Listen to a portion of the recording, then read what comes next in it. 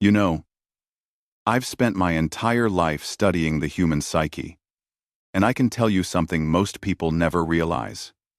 Those secret daydreams you have, the ones you're almost ashamed to admit, the fantasies that arise when you're washing dishes or sitting in traffic or lying awake at 3 in the morning, those aren't random thoughts. They're not meaningless distractions.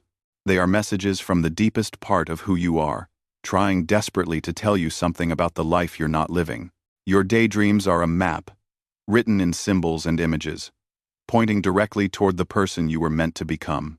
Most people spend their entire lives ignoring these messages, dismissing them as silly fantasies, childish wishes, unrealistic dreams, and in doing so, they walk past the very doorway that could lead them to their true self. The tragedy is not that we dream of other lives. It's that we never ask why. We never wonder what these persistent visions are trying to show us about the unlived life inside us. The shadow self that holds everything we've denied, rejected, or never dared to become. But once you understand what I'm about to share with you, you'll never look at your daydreams the same way again. You'll see them for what they truly are: breadcrumbs left by your unconscious mind, leading you home to yourself.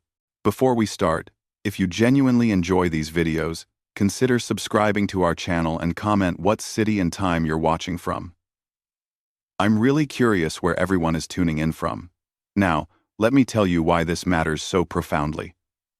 For most of your life, you've probably been taught that daydreaming is a waste of time, something to snap out of, something unproductive. Your teachers scolded you for it, your parents worried about it, and now as an adult, you probably feel guilty when you catch yourself drifting into fantasy.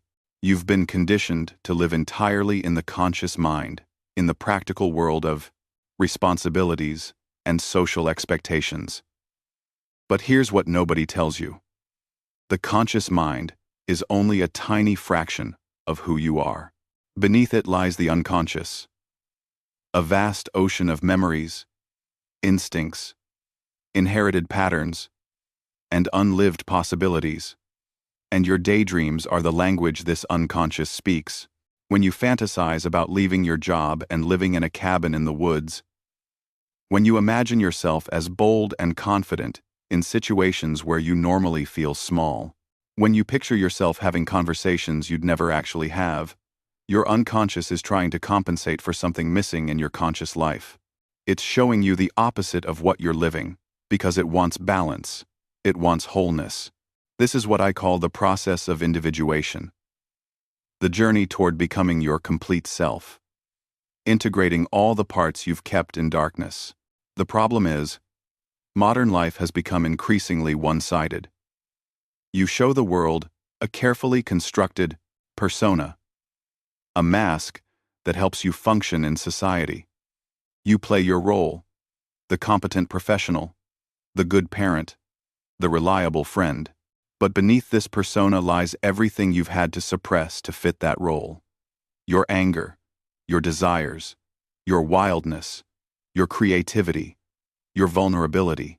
All of this gets pushed into what I call the shadow, the dark side of your personality that contains not only your worst qualities, but also your greatest unrealized potential. And your daydreams, my friend, are where the shadow speaks most clearly. When you daydream, your defenses are down. You're not trying to impress anyone or maintain an image. You're simply allowing images to arise from the depths. And what arises is always meaningful, always compensatory, always pointing toward what needs to be integrated. I've worked with thousands of patients over my lifetime, and I can tell you this with absolute certainty. The people who suffer most are not those who have terrible lives, but those who have unlived lives. They are people who made all the sensible choices, who followed all the rules, who built comfortable existences, but who wake up one day feeling profoundly empty because they never listened to the quiet voice inside that said, "This isn't all of who you are." Their daydreams become increasingly vivid, and persistent, because the unconscious grows more desperate to be heard. Some people respond to this desperation by throwing their lives into chaos, having affairs, quitting jobs impulsively, making radical changes they later regret. But this is not what I'm suggesting. What I'm offering you is something far more sophisticated. A way to listen to your daydreams, to understand their symbolic language, and to integrate their wisdom into your life, consciously and deliberately. This is the path of individuation, and it's the most important journey you'll ever take. So, in the next 50 minutes, I'm going to share with you what I've learned about the secret language of daydreams. I'll tell you stories from my clinical practice and my own life that will show you how these inner fantasies reveal the unconscious. I'll teach you about the archetypes, those universal patterns that live in all of us and express themselves through our dreams and fantasies. I'll show you how your daydreams point toward your unlived life and how you can begin to live it without destroying the life you've already built. And finally, I'll give you practical methods you can use starting today to work with your daydreams, to decode their symbols, and to let them guide you toward wholeness. This isn't theory. This is practical wisdom drawn from decades of working with the depths of the human soul. And if you're willing to look honestly at your own inner fantasies, what you discover may transform everything. Let me begin with a story that changed how I understood the human psyche forever. Early in my career, I worked with a woman, I'll call her Anna, who came to me suffering from severe depression. She was in her early 40s, married to a successful banker, mother of 3 well-behaved children, living in a beautiful home in Zurich. By all external measures, her life was perfect. But she felt, as she described it, like she was drowning in a glass box. She could see life happening around her, but she couldn't feel it, couldn't touch it. During our sessions, I asked her to tell me about her daydreams, and at first she was embarrassed. She said they were foolish, silly, nothing important, but I pressed her. And eventually, she admitted that she had one recurring fantasy that visited her almost daily. In this fantasy, she was not a banker's wife in Zurich. She was a wild woman living alone in the mountains, dressed in simple clothes, her hands rough from work, her hair uncombed. She lived in a small stone cottage and spent her days painting, something she had loved as a young woman but had given up when she married. In her fantasy, she was utterly alone, but profoundly at peace. Now, a conventional therapist might have dismissed this as mere escapism, a harmless fantasy to cope with the stress of domestic life. But I understood immediately that this daydream was deeply significant. It was showing Anna her shadow, the unlived life she had sacrificed to become the proper wife and mother her family and society expected. The wild woman in the mountains represented everything Anna had repressed: her creativity, her solitude, her connection to nature, her authentic self, unconcerned with social approval. The depression she experienced was not a disease to be cured. It was a message from her unconscious, saying, "You are living only half of who you are, and the other half is dying from neglect." Her daydream was not an escape from reality. It was a map showing her what needed to be integrated. I worked with Anna over many months, not to make her leave her family and move to the mountains.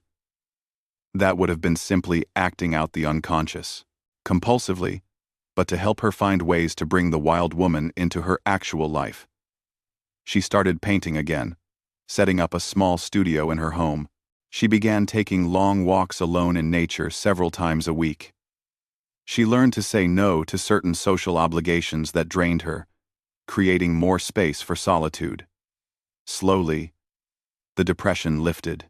Not because her external circumstances changed dramatically, but because she was no longer rejecting a fundamental part of herself. The daydream had done its work. It had pointed her toward the unlived life, and she had the courage to listen. I'll tell you another story. This one about a man I worked with in the years after the First Great War. He was a soldier who had returned from the trenches unable to reintegrate into civilian life. He worked as a clerk in a government office, a job he found suffocating and meaningless. He came to me because he was having violent fantasies, not of hurting others, but of himself as a warrior in ancient times, fighting in battles with swords and shields, leading men into combat. These fantasies disturbed him deeply.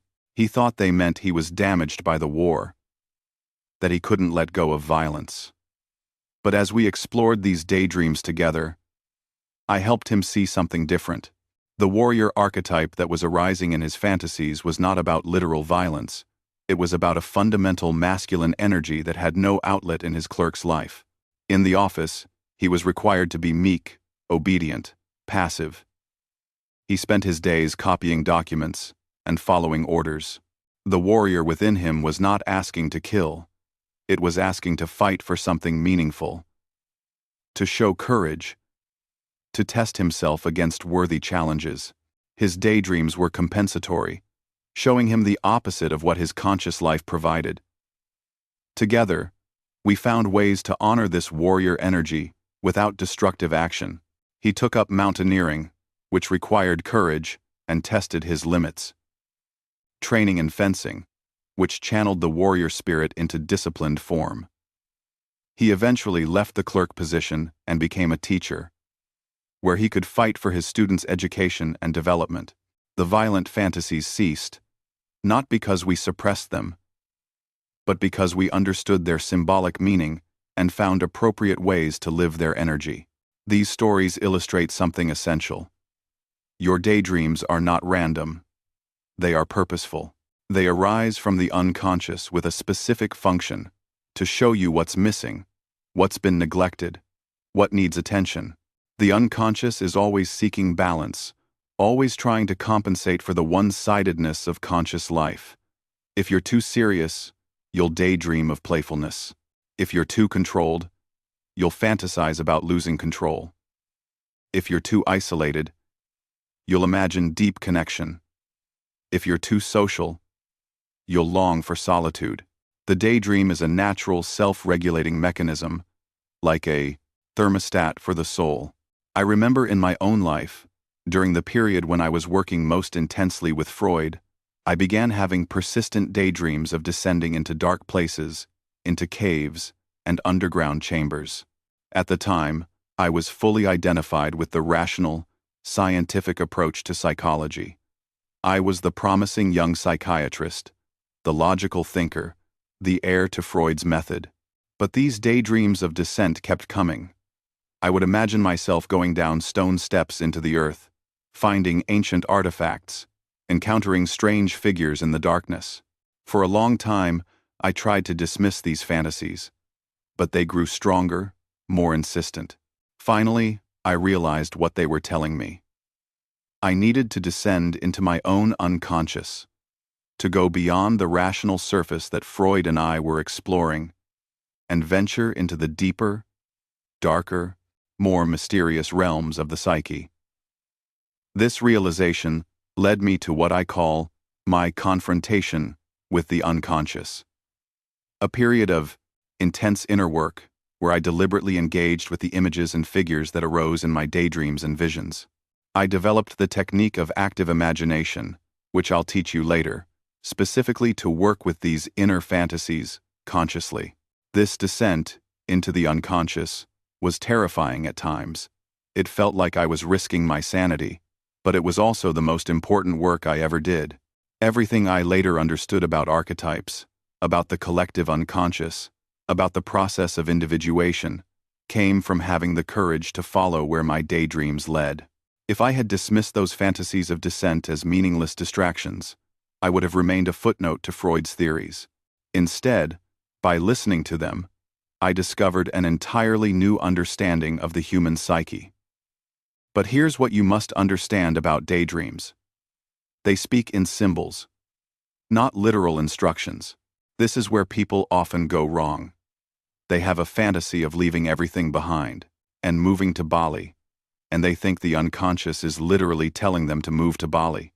Or they daydream about an affair, and they think it means they should have an affair. The unconscious speaks in the language of images and metaphors. When Anna fantasized about being a wild woman in the mountains, the unconscious was not giving her a literal instruction to abandon her family.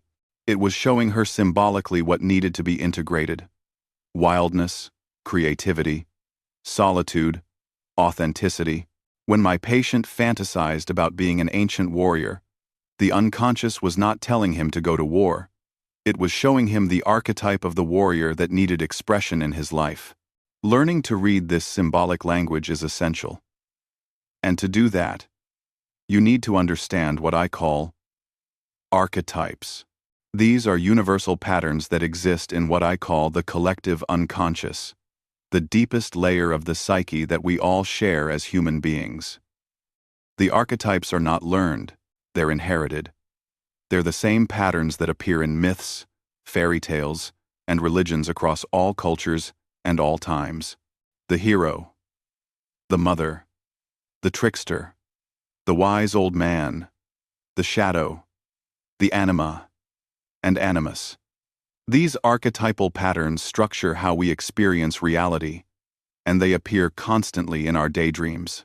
When a woman daydreams of being rescued by a handsome stranger, she's not just being silly or romantic, she's encountering the animus, the masculine aspect of her own psyche that she needs to develop. When a man fantasizes about a mysterious, alluring woman, he's encountering the anima, the feminine aspect he's repressed. When you daydream of being a hero overcoming obstacles, you're living the hero's journey that every psyche needs to take. When you fantasize about being powerful and dangerous, you're encountering your shadow. These archetypal patterns are trying to come into consciousness through your daydreams. They want to be recognized, integrated, lived. Now, let me go deeper into this idea of the shadow, because it's central to understanding your daydreams. The shadow is everything about yourself that you can't accept or acknowledge. It's the parts of you that don't fit your self-image, that contradict how you want to be seen. For most people, the shadow contains what they consider their worst qualities: their anger, their selfishness, their sexual desires, their aggression, their laziness. But here's the paradox.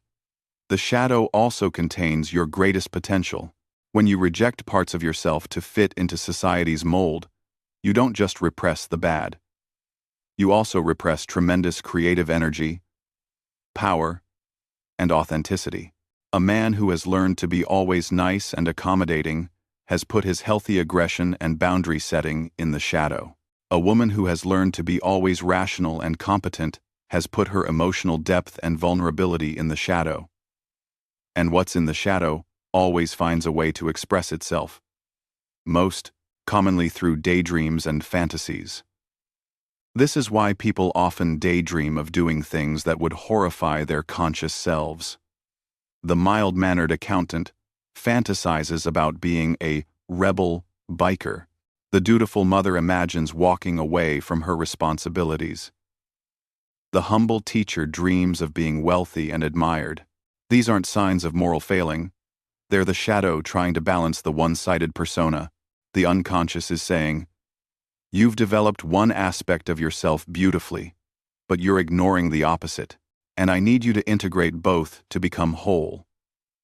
This is the core of individuation. Not choosing between good and bad, light and dark, but integrating all aspects of yourself into a conscious, balanced whole. I once worked with a minister, a deeply religious man who devoted his life to serving his congregation. He came to me in great distress because he was having blasphemous daydreams, fantasies of mocking religion, desecrating sacred things, living a life of total debauchery. He was convinced he was possessed by the devil, but I explained to him that these fantasies were not evil intrusions. They were his shadow speaking. He had identified so completely with the spiritual, virtuous persona that everything earthly bodily, and instinctual, had been forced into the unconscious. His daydreams of debauchery were the psyche's attempt to restore balance, to remind him that he was not just a spiritual being but also a human animal with natural desires and needs. The solution was not to act out these fantasies literally, that would have been destructive, but to acknowledge and integrate what they represented. He needed to allow himself to be more human, less perfect, more connected to his body and his natural instincts. As he did this work, the disturbing fantasies lost their power, because the shadow had been brought into the light and integrated. This brings me to a crucial point about the difference between acting out and working with daydreams consciously. Many people, when they finally pay attention to their fantasies, make the mistake of acting them out impulsively. They quit their job without a plan, leave their marriage without reflection, make dramatic changes that often create more problems than they solve. This is not individuation. This is being possessed by the unconscious. True psychological work requires that you understand the symbolic meaning of your daydreams first, and then find conscious, deliberate ways to honor that meaning in your life. This requires patience, reflection, and what I call active imagination, a method of engaging with the unconscious consciously. Let me share another patient story that illustrates this. I worked with a young woman who had a recurring daydream of being on a ship, sailing away from everything she knew, heading toward an unknown horizon. She had this fantasy constantly, especially when she was at work in her family's business, a business she was expected to inherit and run. The obvious interpretation would be that she wanted to escape, to leave her family obligations. And on one level, that was true. But when we explored this daydream more deeply through active imagination, asking the ship and the ocean what they represented, a more subtle meaning emerged. The ship represented her own individual path, her need for autonomy and self-direction. The unknown horizon represented her unlived potential, the person she could become if she followed her own course. But the key insight was that she didn't need to literally abandon her family or the business. She needed to find her own way of running it, her own vision. Rather than simply following her father's path, she needed to make it her ship, sailing toward her horizon. When she made this shift, bringing more of her own ideas and values into the business, the persistent daydream quieted. It had served its purpose. These stories all point to the same truth. Your daydreams are not distractions from real life. They are essential guides to living your real life more fully. They show you where you're lopsided, where you're denying important parts of yourself, where unlived life is waiting to be claimed. But you have to learn to listen to them properly, to understand their symbolic language, to integrate their wisdom without acting them out destructively. This is the art of working with the unconscious, and it's a skill that will serve you for your entire life. Now I want to teach you about the concept of the unlived life, because this is what most daydreams are ultimately pointing toward. From the moment you're born, you have infinite potential. You could become countless different versions of yourself. But as you grow, life forces you to make choices. You choose one career path, closing off others. You choose certain relationships, certain lifestyles, certain values. With each choice, you develop one aspect of your potential while leaving others undeveloped. This is necessary. You can't live every possible life. But what happens to all those unlived possibilities? They don't disappear. They sink into the unconscious, where they continue to live as fantasies, longings, and daydreams.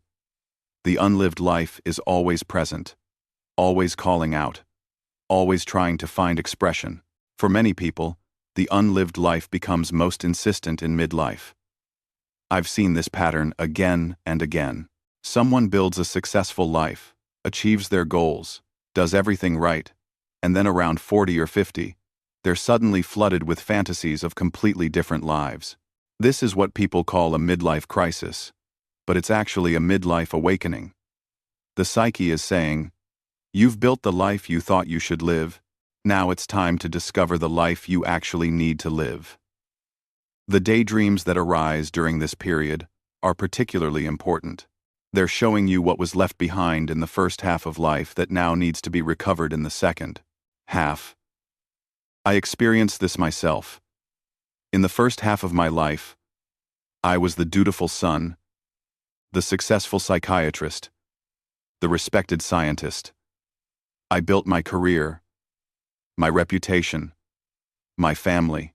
But in my late 30s and early 40s, I was flooded with fantasies and visions that had nothing to do with this rational, professional identity. I was drawn to ancient mythology, to alchemy, to mysticism. I had visions of strange, symbolic figures and scenes. The rational scientist in me was horrified. But I realized that this was my unlived life emerging. All the parts of me that didn't fit into the scientific, professional persona, all my interest in spirituality, symbolism, mystery, had been pushed aside to build my career. Now they were demanding to be lived. My willingness to engage with this unlived life, as frightening as it was, led to my most important work on archetypes, the collective unconscious, and the religious function of the psyche. The key understanding is this: the unlived life doesn't go away just because you ignore it. It grows in the unconscious, gaining energy and power. Eventually, it will find a way to express itself, either through daydreams and fantasies that become increasingly persistent, or through symptoms like depression, anxiety, and physical illness, or through destructive acting out. The wise path is to work with the unlived life consciously, to find ways to integrate what it represents into your actual life. This doesn't mean you have to throw everything away and start over. It means you have to expand who you are to include what you've denied. Let me tell you about the concept of the persona and how it relates to your daydreams. The persona is the mask you wear in the world, the version of yourself you present to society. Everyone needs a persona. It's how we function in social roles.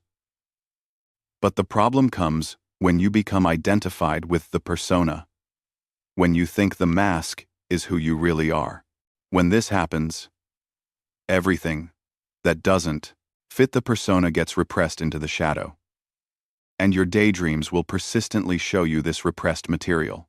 If your persona is always strong and capable, you'll daydream of being vulnerable and cared for. If your persona is always agreeable and nice, you'll fantasize about being difficult and demanding. If your persona is serious and responsible, you'll imagine being playful and irresponsible. These compensatory daydreams are the psyche's way of preventing total one-sidedness.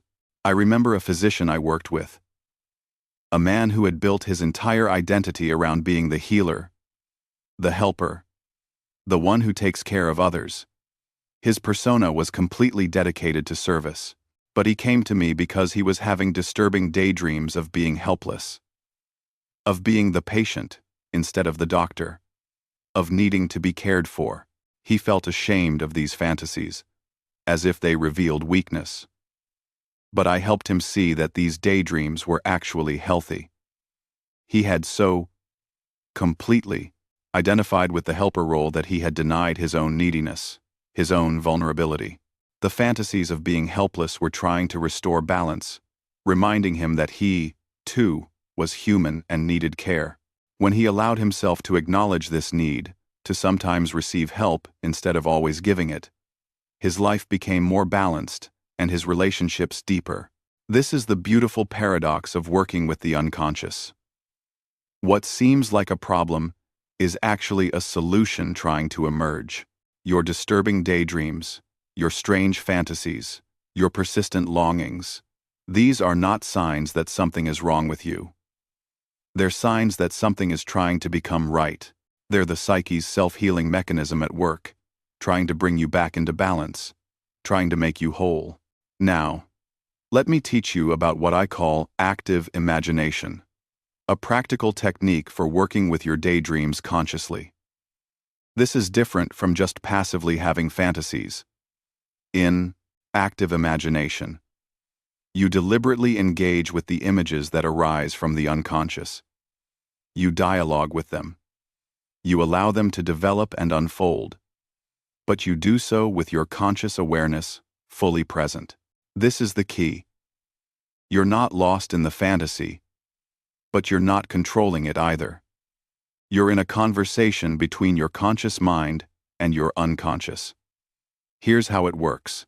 First, you allow a daydream or fantasy to arise, or you deliberately recall one that's been persistent. Let's say you have a recurring fantasy of walking through a forest and coming to a cabin. In active imagination, instead of just passively watching this scene, you enter into it consciously. You imagine yourself walking toward the cabin, and then you see what happens next, without forcing it. Perhaps a figure emerges from the cabin. You don't decide who it is in advance. You let the unconscious show you. Maybe it's an old man, or a child, or an animal. Then, and this is crucial, you speak to this figure. You ask, "Who are you? Why are you here? What do you want to tell me?" And then you listen for the answer, not with your rational mind composing a clever response, but with your intuitive mind, allowing words or images to arise spontaneously. This dialogue between conscious and unconscious is the heart of active imagination. The figures that appear in these fantasies are autonomous aspects of your psyche, parts of yourself that have been split off and personified. By engaging them in dialogue, you begin to integrate them. You bring them from unconsciousness into consciousness. I used this method extensively during my own confrontation with the unconscious. I would engage with the figures that appeared in my visions. I would ask them questions, challenge them, listen to their wisdom. One figure that appeared repeatedly was an old man I came to call Philemon. He represented the wise old man archetype, the aspect of my psyche that held deep knowledge beyond my rational understanding. By dialoguing with Philemon, I accessed insights that my conscious mind alone could never have reached. You can do this same work with your daydreams. If you persistently fantasize about being someone else, someone bold or creative or free, you can enter into dialogue with that fantasy figure. Ask them, "What do you represent? What part of me are you? What do you need?" The answers will often surprise you. You might discover that the confident person in your fantasy represents not an escape from who you are, but a potential within you that's waiting to be developed. Or if you daydream of being in a certain place, a beach, or a mountain, or a city, you can use active imagination to explore that place more deeply, asking what it symbolizes, what it offers, what it represents about your inner landscape. The key to active imagination is to take it seriously. These are not just silly games or wishful thinking. This is real psychological work, as important as any external achievement. When you engage the unconscious consciously, you're doing the work of individuation. You're bringing the hidden parts of yourself into the light. You're becoming whole. Let me give you another practical method. Daydream journaling. This is simpler than active imagination, but equally valuable. Every day, or several times a week, take 15 minutes to write down whatever daydreams or fantasies have been arising. Don't judge them, don't censor them. Just record them honestly. Write about the persistent fantasy of a different career, the recurring image of a certain place, the imagined conversation you keep having with someone. Then, look for patterns. What themes keep appearing? What emotions are present in these daydreams? What are you doing in these fantasies that you're not doing in your actual life? What qualities do you embody in your daydreams that you don't allow yourself in reality? By journaling your daydreams over time, you create a map of your unconscious. You Begin to see what the psyche is trying to tell you. Maybe you notice that you constantly daydream about being alone in nature, while your actual life is full of social obligations and city noise. This is a clear message. You need more solitude and connection to the natural world. Or maybe you notice that you frequently fantasize about creative pursuits, painting or writing or music, while your actual life is purely analytical and practical. Again, the message is clear. Your creative side is starving and needs nourishment. The beauty of journaling is that it makes the unconscious visible. What was vague and fleeting becomes concrete. You can look back over weeks or months and see the persistent themes, the recurring symbols, the underlying patterns. This is gold for psychological work. This is the raw material of individuation. Another practice I recommend is what I call symbolic action. Once you've identified what your daydreams are pointing toward, you find small, concrete ways to honor that energy in your actual life without making dramatic upheavals. If your daydreams show you need more wildness, you don't have to quit your job and move to the wilderness. You can take wilderness trips. You can bring more plants and natural elements into your home. You can spend time outdoors regularly. If your daydreams show you need more creativity, you don't have to become a full-time artist. You can dedicate one evening a week to creative practice. You can take a class. You can create a small studio space in your home. Symbolic action satisfies the unconscious without requiring you to destroy what you've built. It says to the psyche, I hear you. I see what you need, and I'm honoring it. This is often enough to quiet the insistent daydreams, because they've accomplished their purpose. They've brought something unconscious into consciousness, and you've responded by integrating it into your life. I've seen this work countless times. The patient who can't stop fantasizing about a completely different life finds that when they integrate small but meaningful aspects of that fantasy into their actual life, the compulsive longing fades. The unlived life finds a way to be lived, even if not in the literal form the fantasy suggested. But let me be clear about something. This work requires courage. It requires that you be honest about what you're really feeling and wanting, even when it contradicts the image you've built of yourself. It requires that you acknowledge parts of yourself you might find uncomfortable or shameful. This is not easy. The conscious mind resists the unconscious. It wants to maintain control, to stay comfortable, to avoid change. But the psyche is always pushing toward growth, toward wholeness, toward individuation. And if you resist too long, the pressure builds until something breaks. A breakdown, a crisis, an eruption of the unconscious that can't be ignored. I've seen this happen. I've seen people who ignored their daydreams for decades, who dismissed every message from the unconscious. Until one day, they found themselves in the middle of a major life crisis, seemingly out of nowhere. But it wasn't out of nowhere. The unconscious had been speaking quietly through daydreams and fantasies for years. When those quiet messages were ignored, they had to become louder. What could have been integrated gradually through conscious work instead erupted destructively. This is why I urge you to pay attention to your daydreams now, while they're still whispers. Don't wait until they become screams. There's also a spiritual dimension to this work that I want to address. In my years of studying the psyche, I've come to understand that the process of individuation is not just psychological, it's also spiritual. The journey toward wholeness is the journey toward what you might call the self, with a capital S.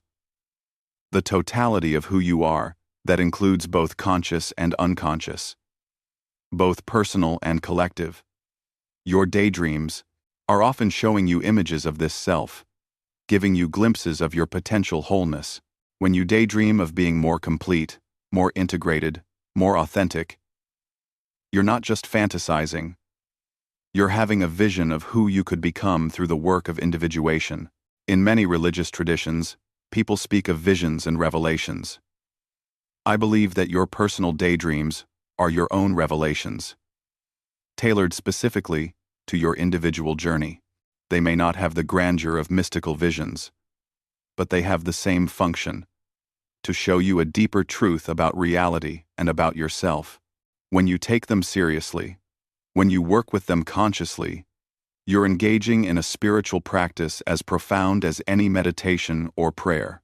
I've come to see that the psyche has a religious function, by which I mean not adherence to a particular religion, but a natural orientation toward meaning, toward wholeness, toward something greater than the ego. Your daydreams often carry this religious quality. They show you possibilities that transcend your current limited identity. They connect you to archetypal energies that are universal, eternal, sacred. When you honor these images, you're honoring the sacred dimension of your own psyche. Let me tell you one final story before we come to the practical applications. Late in my life, I worked with a man who was dying of cancer. He knew his time was short, and he came to me not to cure his body, but to understand his life. He told me that he had spent his entire life being practical, being sensible, building security. He had been a banker, a good provider, a responsible man. But now, facing death, he was flooded with daydreams of all the things he had never allowed himself to do. He fantasized about having been an adventurer, an artist, a lover of life rather than a manager of it. He wept as he told me these fantasies, not because he was dying, but because he felt he had never truly lived. I told him something that seemed to bring him peace. I said, "These daydreams you're having now are not showing you what you should have done. They're showing you what was always within you, what was always part of your soul, even if you never expressed it outwardly. The adventurer, the artist, the passionate liver of life. These were always part of who you are. They lived in your imagination, in your dreams, in your inner world. And that inner world is real. It's as real as the outer world you constructed. Perhaps more real, because it's where your soul truly dwells." He looked at me with such relief. He had thought his daydreams were evidence of a wasted life, but I helped him see them as evidence of the richness of his inner life, the fullness of his soul. He spent his remaining weeks not regretting what he hadn't done outwardly, but honoring what he had carried inwardly. He wrote about his inner adventures, painted his inner visions, shared with his family the richness of his fantasy life. He died at peace, knowing that his soul had been full all along, even when his outer life appeared conventional. This story shows something important. It's never too late to honor your daydreams, to take them seriously, to let them show you the fullness of who you are. Whether you have decades ahead of you or only months, your daydreams are valuable. They are your soul speaking. So now, let me give you concrete practices you can begin today. First, create time for daydreaming. This sounds simple, but in our modern world of constant stimulation, it's revolutionary. Turn off your devices, sit quietly, and let your mind wander. Don't force it, just create space and see what arises. Notice what fantasies come when you're not controlling your thoughts. These spontaneous daydreams are the most valuable, because they come directly from the unconscious, without the interference of your conscious agenda. Second, keep a daydream journal. As I mentioned earlier, get a dedicated notebook, something beautiful that you'll enjoy writing in. Several times a week, spend 15 minutes writing down whatever daydreams have visited you. Describe them in detail. The images, the emotions, the narrative, the qualities you embody in the fantasy. Don't analyze yet. Just record. Over time, read back through your entries and look for patterns. Circle repeated themes, images, or feelings. These patterns are your roadmap to the unconscious.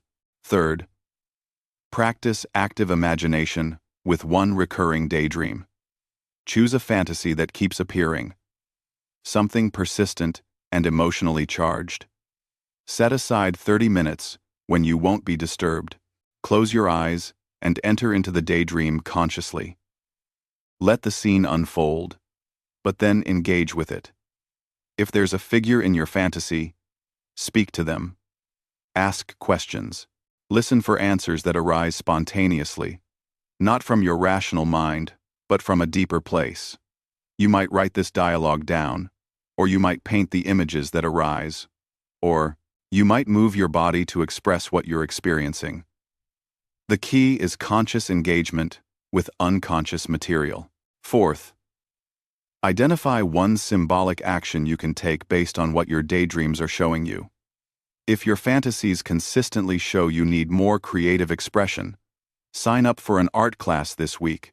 If they show you need more solitude, schedule a solo weekend retreat.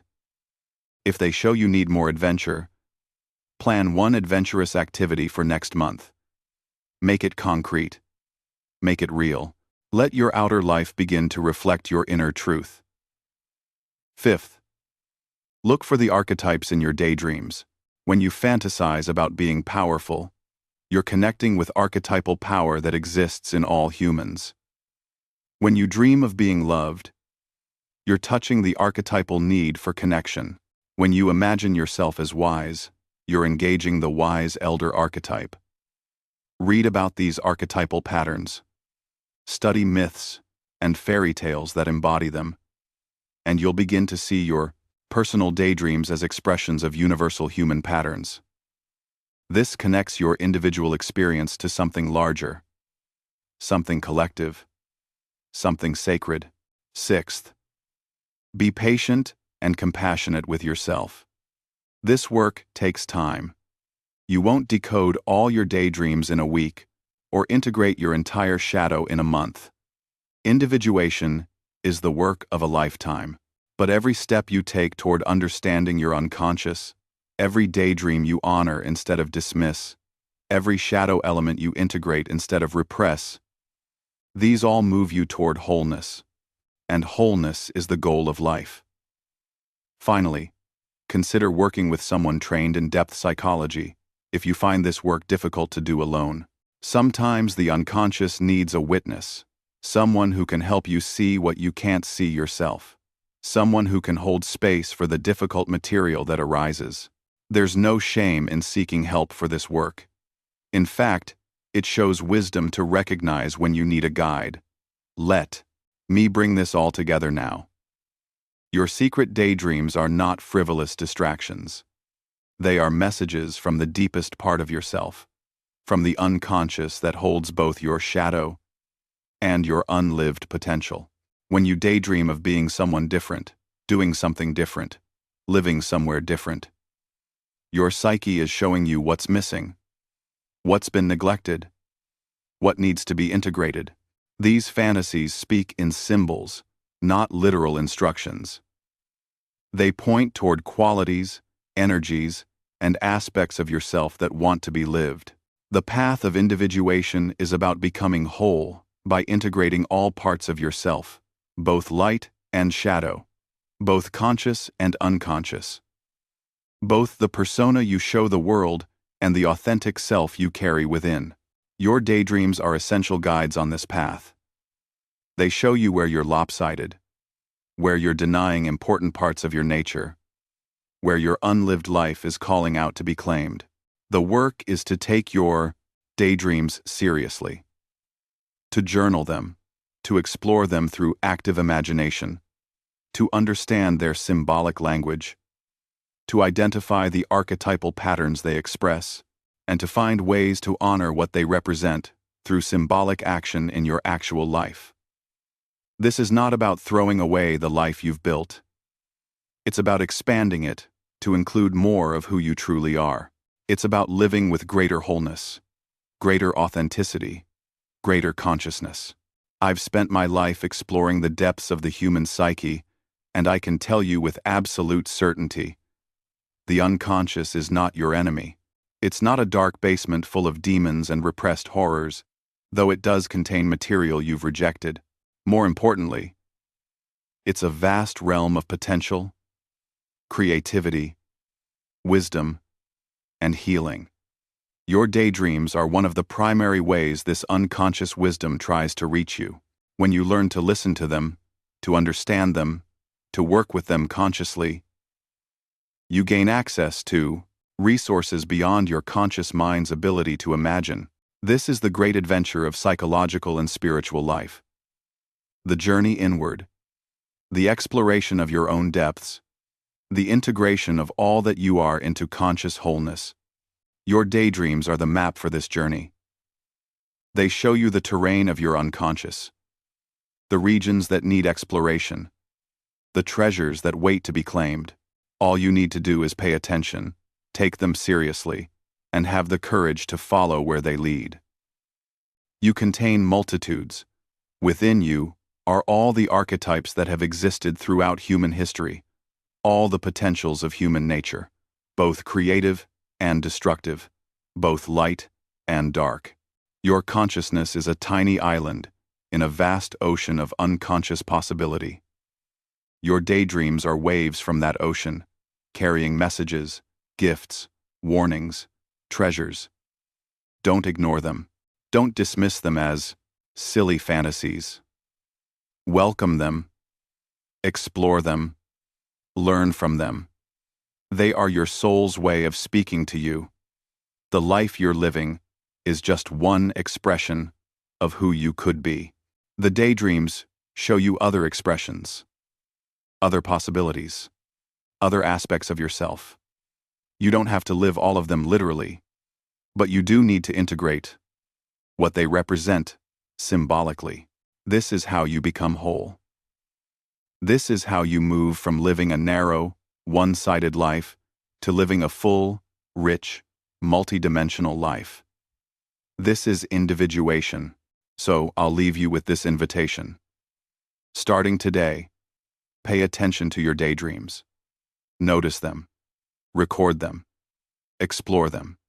Ask yourself, what is my unconscious trying to tell me? What part of myself am I neglecting? What unlived life is calling out to be lived? And then, with courage and consciousness, take small steps to honor what you discover. Your daydreams are pointing you toward who you really are. If this resonated with you, make sure to subscribe for more, hit like to support, and drop a comment sharing your own experience. I'd love to hear from you. What daydreams have been visiting you? What do you think they're trying to tell you? Share your journey. We're all walking this path together. Each of us trying to become whole. Each of us listening for the voice of our own soul. Thank you for spending this time with me. May your daydreams guide you well.